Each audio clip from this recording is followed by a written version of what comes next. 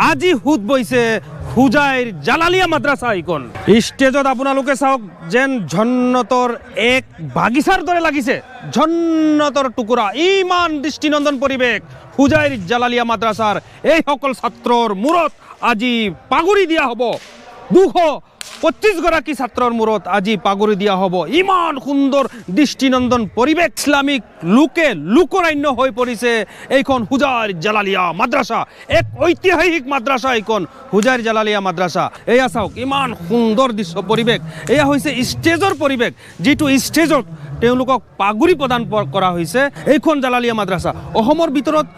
2 নে 3 নং স্থান দখল কৰা গম নাপাওঁ হয়তো 1 নং হ'ব পাৰে বিশেষকৈ মোৰ এই বিষয়ে জনা নাই কিন্তু অসমৰ ভিতৰত এই জালালিয়া মাদ্ৰাছাখন বহুত পুৰণি এক ঐতিহাসিক মাদ্ৰাছা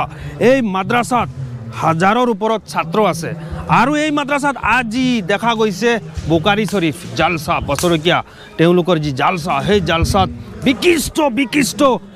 ইছলামিক বক্তাসকল আহি উপস্থিত হৈছে য'ত মৌলানা বদৰুদ্দিন আজমলৰ একেবাৰে বাসগৃহ তেখেত খুদ উপস্থিত হৈছে এনেদৰে বিশিষ্ট ব্যক্তিসকলৰ উপস্থিতিত আজি হুজাইৰ যিখন জালালিয়া মাদ্ৰাছা সেইখন জালালিয়া মাদ্ৰাছাৰ পৰিৱেশ চাওক আপোনালোকে ইমান সুন্দৰ পৰিৱেশ হেজাৰ ইছলামিক লোকসকল আহি আজি এইখন বুকাৰী শৰীফত তেওঁলোকে উপস্থিত হৈছে আৰু এক সুন্দৰ পৰিৱেশ এক ভাল লগা পৰিৱেশ ভিৰ কৰিছে হেজাৰ ইছলামিক লোকৰান্য হৈ পৰিছে এক জনসমুদ্ৰত পৰিণত হৈছে বুলি ক'ব লাগিব